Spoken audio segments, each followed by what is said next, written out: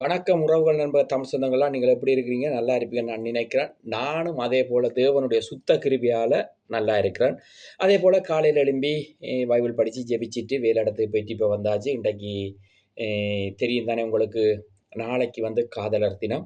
அந்த காதலர் தினத்துக்காக எங்களுடைய ரெஸ்டாரண்ட்ல சரியான சனங்கள். அப்ப வந்து இங்க வந்து உங்களுக்கு தெரியும், அ திருமணம் பேசி செய்து வைப்பதுன்றது இந்த ஐரோப்பால இல்ல, வெளிநாடுகள்லயே நடக்கிறது மிக குறைவு. மிக குறைவுன்னா அப்படி நடக்கிறது இல்ல. அப்ப அதனால வந்து எங்கட இடத்துல வந்து மிக வயதானவர்கள் தான் வருவார்கள் அந்த காதலர் தின இதுக்கு. அப்ப இன்றைக்கு எங்களுக்கு வந்து இன்றைக்கு பகல் ஒரு நல்ல சனம். இன்றைக்கு இரவு நல்ல சனம். நாளைக்கு ஃபுல்லா எங்கட ரெஸ்டாரண்ட் கும்பலையா இருக்குது. அதேபோல என்னுடைய நண்பர்களும் கேட்டதுக்கு விரும்ப, எனக்கும் சில விருப்பத்துக்கு இணங்க இன்றைய தினம் வன்னி மலத்தில யூடியூப்ல நாங்கள் என்ன விடயத்தை பற்றி பேச போறோம்னா, முதலாவது காதலர் தினத்தை பற்றி பேச போகிறோம். காதலிப்பது சரியா? தவறா? விடயத்துக்கு வருவோம். உண்மையான அன்பு தான் காதல். காதல் என்றால் அன்பு, அன்பு என்றால் காதல். இந்த 2க்கும் விடப்பட்ட வாழ்க்கை தான் காதல். இந்த காதல்ல வந்து சுருக்கமா சொல்லப்போனா இந்தியால தாஜ்மஹாலையே கட்டி வச்சிருக்கிறேன். காரணம் என்னத்துக்காக கட்டி வச்சிருக்கிறேன்? காதலுக்கு மகிமையானது எதுவுமே இல்லையென்று சொல்லி உலகத்தில் இருக்கிற ஜனங்கள் அப்படி செய்து வைத்திருக்கிறார்கள். அதே நேரத்தில ஆண்டவற்ற வேதத்தின்படி பார்த்தாலும் அன்புதான் எல்லா பாவங்களையும் மூடும்னு சொல்லியிருக்குது. இது அன்பு பாவங்களை மூடும்னு சொல்லியிருக்குது. அங்கால காதல் அன்பு என்று சொல்லுது. காதல் உண்மையாக காதலித்து உண்மையாக வாழ்கிறவர்கள் உண்மையிலேயே அவர்கள் பாக்கியம் செய்தவர்கள். காரணம் என்னென்று கேட்டால், இலங்கையை பொறுத்தவரையில் நீங்கள் காதலிச்சீர்கள் என்று சொன்னால் பயங்கர எதிர்ப்புகள் வரும். தாய் தகப்பன் எதிர்ப்பார்கள், சகோதரங்கள் எதிர்ப்பார்கள், சொந்த பந்தங்கள் எதிர்ப்பார்கள். இப்படியான எதிர்ப்புகள் மத்தியிலும் நிறைய பேர் தங்களுடைய காதலில் தோல்வி இல்லாமல் வாழ்கிறவர்களை நாங்கள் பார்த்திருக்கிறோம்.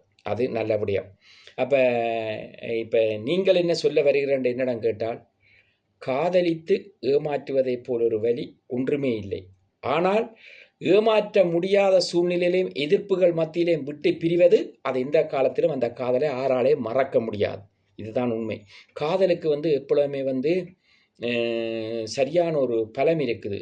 அந்த பலத்தை நீங்கள் பார்த்திருப்பீங்கள். எத்தனையோ பேர் காதலுக்காக உயிர் தியாகம் கூட செய்திருக்கிறார்கள். காரணம் என்னென்று கேட்டால், அந்த அன்பை அவர்களால் மறக்கவே முடியாது இந்த காலத்திலே. உண்மையான காதல் அன்புக்கு மாத்திரம்தான். மற்றும்படி ஏதோ நாங்கள் பழகிவிட்டு கடந்து விடலாம் என்று நினைக்கிற காதலை பற்றி வன்னி மலத்திலோ யூடியூப்பில் பேச வரவில்லை.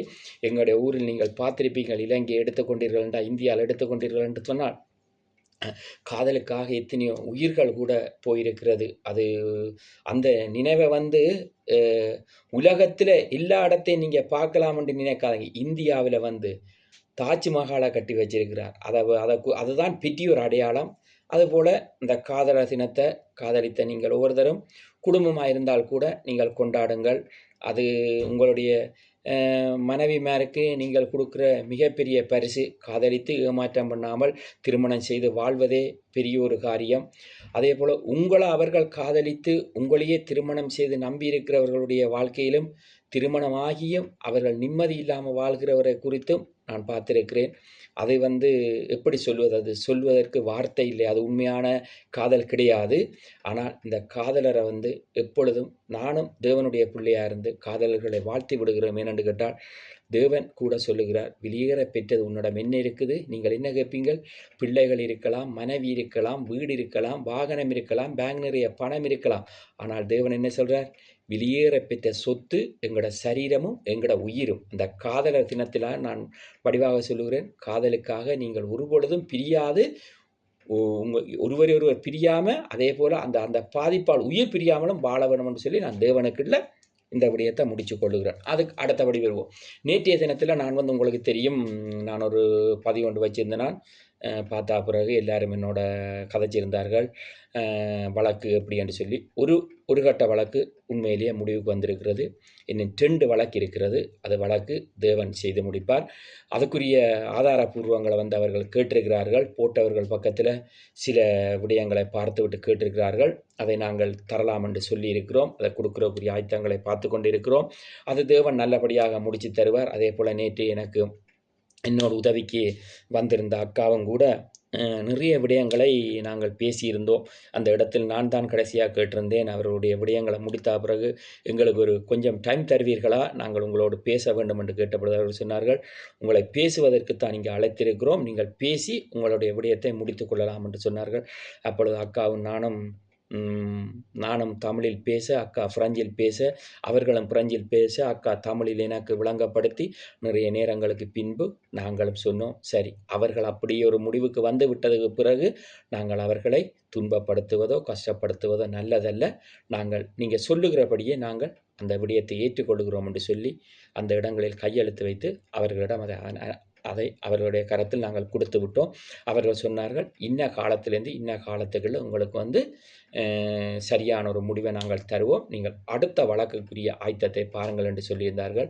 அதையும் நாங்கள் ஏற்றுக்கொண்டோம். உண்மையிலே அந்த அக்கா தமிழ் அக்கா தான். எனக்காக அவள் வாழதாடினா தேவன் தான் அவள் நியமிச்சு. அப்படி ஒரு வாதாட்டமாக இருந்தது. கனத்த இதயத்தோடு அவள் ஒரு நல்ல சகோதரி.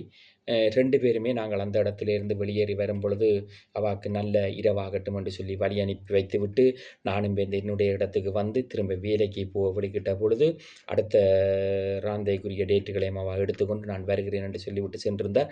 வெளியே வந்து நான் உடனே ஃபோன் பண்ணும்போது தம்பி சொன்னார், ஃபாதர் நீங்கள் எங்களை ஒரு தடவை பாருங்கள் என்று கேட்டிருந்தார்.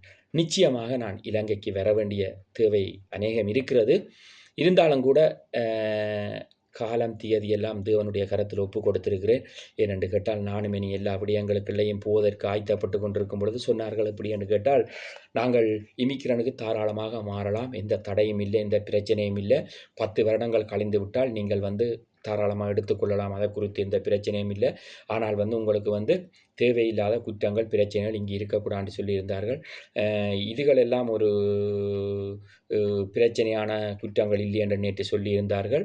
ஆனால் நானும் இனி என்னுடைய பாஸ்போர்ட்டை எடுத்துக்கொண்டு நானும் வருகிற நாட்களில் நானும் என்னுடைய டொசியர்களை ஒஃப்ராவிலேருந்து எடுத்து நானும் அதுகளை எல்லாம் கொண்டு நல்லபடியாக இங்குள்ள பிரபச்சூரில் கொடுத்துவிட்டு அவர்கள் தருகிற துண்டை கொண்டு சென்று எம்பசியிலும் பாஸ்போர்ட் எடுப்பதற்கு கொமாண்ட் பண்ணதை குறித்து கதைத்தேன். 375 400 வரைக்கும் பாஸ்போர்ட் 6 மாதத்தால் அதை தருவார்கள். இங்கும் கூட இத்தனை 10 வருட காட்டு எனக்கு இருந்தால் அந்த 10 வருட காட்டில் இப்பொழுது எவ்வளவு காலத்துக்கு முடிய விளாவல் இருக்குதோ அதே மாதிரி இங்கும் தருவார்கள். அதுக்கு ஒரு 265 யூரோ முத்திரை காசு கொடுக்க வேண்டும். இதுகள் இவ்வளவும் பாஸ்போர்ட் இல்லாதவர்கள் நிச்சயமாக இந்த நாட்டில் உங்களுடைய பாஸ்போர்ட் இல்லாதக்குரிய காரணத்தை நீங்கள் எம்பசிக்கு சமர்ப்பிக்க வேண்டும். ஐடென்டி கார்டும் பர்த் சர்டிஃபிகேட்டும் இருந்தாலும் கூட உங்களோட பாஸ்போர்ட்டை அவர்கள் கேட்கிறார்கள். நீங்கள் உங்களுடைய கவனத்தில் வைத்துக் கொள்ளுங்கள். அதுகள் இல்லாவிட்டால் நீங்கள் ஒரு போத்து பிளானை போய் போலீஸில் போட்டு அந்த துண்டை எடுத்துக்கொண்டு போய் அவர்களிடம் கொடுத்தால் ஸ்ரீலங்கன் எம்பசியில் உங்களுக்கு பாஸ்போர்ட் வழங்கப்படும். எந்தவித தடையும் இல்லாமல் இமிக்கிரன் உங்களுக்கு தருவார்கள். அதில் எந்த மாற்று கருத்தும் இல்லை. நான் முழுக்க அலசி ஆராய்ந்து பார்த்து 100க்கு 100 இதை சரியென்று சொல்லி இறங்கி இருக்கிறேன் காரியத்தில். அதே போல் நீங்களும் நல்லபடியாக இருக்கணும்னு சொல்லி கேட்டு உங்களோட விடைபெற்றுக்கொள்ள உங்கள் அன்பு என்ற நன்றி, வணக்கம்.